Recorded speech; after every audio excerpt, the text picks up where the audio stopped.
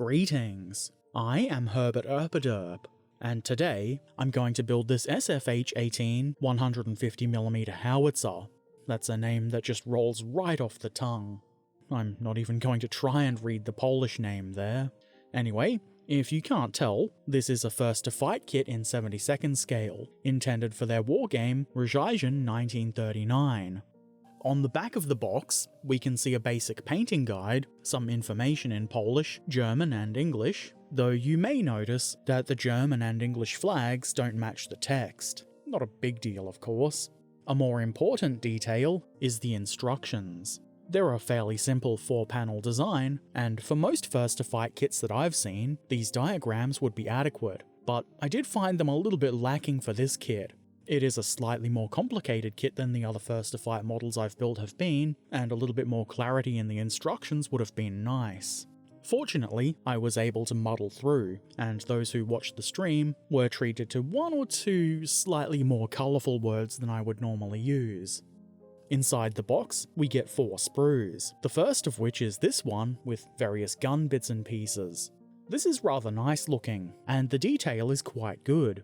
There's a lot of rivets and other doodads that are really neatly moulded.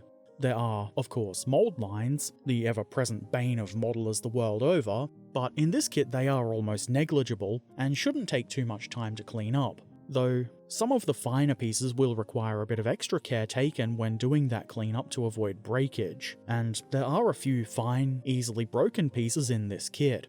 Ask me how I know. How do you know, Herbert? I broke them. Something I really like about this is the fact that the gun barrel has been slide moulded.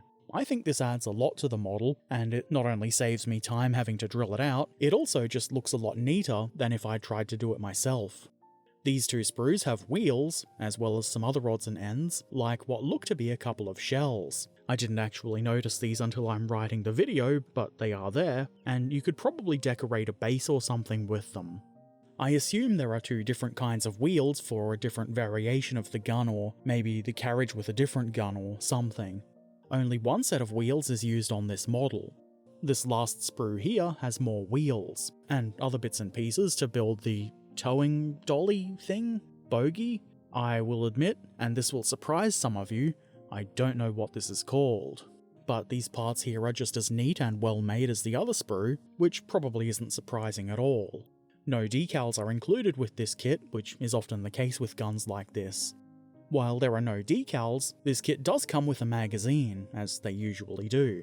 This one is issue number 89, and of course it's all in Polish, so it's unreadable for me without some sort of translation, but I do think it's a good inclusion. There's another slightly more clear instance of the instructions in here, which some might find helpful. You can also find the instructions on First to Fight's website, and I'll link that in the description below. Okay, let's glue some bits of plastic together. I start with the gun trails, which are each made up of 2 parts that go together something like this.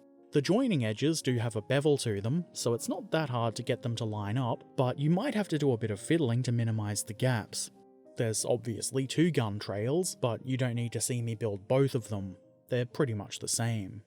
Next comes this thing, and I was a bit too enthusiastic when removing this from the sprue. One of the 2 bits on the front are a bit short, and that was caused by my aggression with the clippers. Could be worse though, I guess. I join it to the other vaguely D-shaped part, like so. Nothing too tricky here. On top, or what I think is the top, I add this thing, which has a sort of elongated D-shaped keying to guide it. And on the bottom, this thing. This is also keyed, so it should be pretty easy to get it right. While all of that bonds, I return my attention to the gun trails, and we are going to do a fair bit of jumping around in this build. This is the right-hand trail, and on the inside, I add this thing, which is where the pin for the dolly, wheel, or bogey, or whatever you want to call it, will attach. Then we have a box, which is presumably for storing delicious snacks. There's a couple of little guidelines to help position this, and there's one for either trail, so the crew can enjoy left and right snacks. Living the life of luxury they are. I then add this doohickey on the underside of each trail. Be sure to use the correct part for either side. The protrusion thingy on this should be facing inward. Unless you've assembled the gun trails perfectly, you may need to kajigger this part into place, but it's nothing too tricky. I put this together and then quickly realised that it might be a bit hard to attach the central frame part if the glue had properly set up, so I put that on next. I did have to sort of pull apart the two bits I'd just put together so that everything would go together, but nothing too destructive. Like I said, the glue hadn't quite bonded yet. Once both trails are on properly, it's easy to put them together in the transport position. The end bits have keying, so it should be pretty simple to do this. Now for whatever this assembly is. This will be for the towing bogie, I'm gonna call it. I start by gluing these two bits together and then I leave it to bond. In the meantime, I attach this control mount thing. It has a very thin handle on it, which, of course, I managed to break, but then I glued it back on, though not for the last time. This rod should also connect to it, and I wasn't totally sure where it should go. The instructions aren't totally clear, but it looks like it should go here. Back to this thing. These little thingy-madoovers are supposed to go on here, and I had a bit of a hard time with this. It's fiddly to get them lined up all neat and properly, and I managed to break one of the pieces. I think I broke my part-breaking record in this kit. Not that I'm happy about that, but it's a thing that happened. I did eventually get this looking kind of how it's meant to look, though definitely not perfect. It'll do, so I leave it to bond. For now, it's time to add more stuff to the gun carriage. I add this, whatever it is. It looks like it's some kind of control, maybe for setting the gun up or something like that.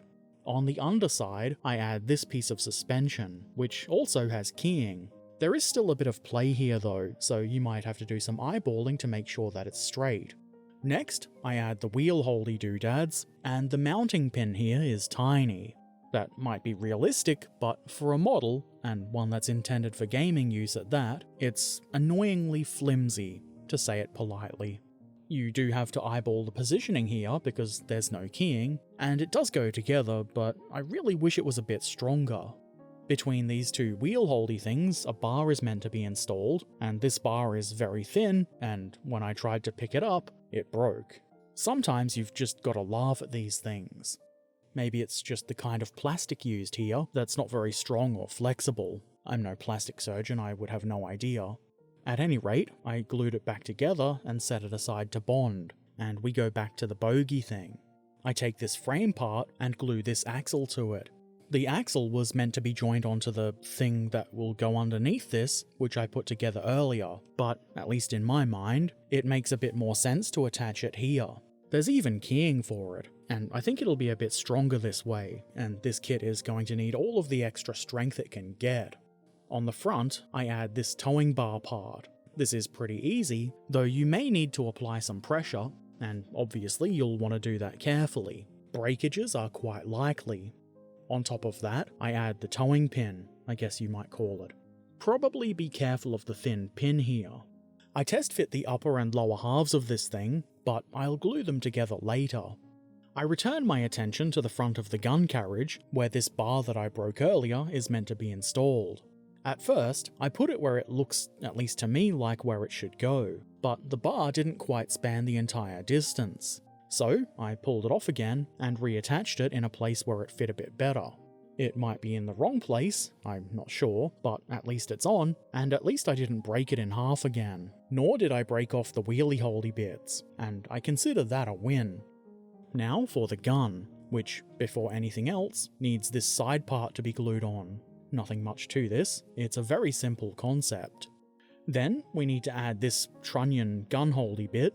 I of course don't know the technical name, and the instructions want you to glue these onto the sides of the gun, but I figured that might result in the gun not being in the correct position when I put it on the carriage.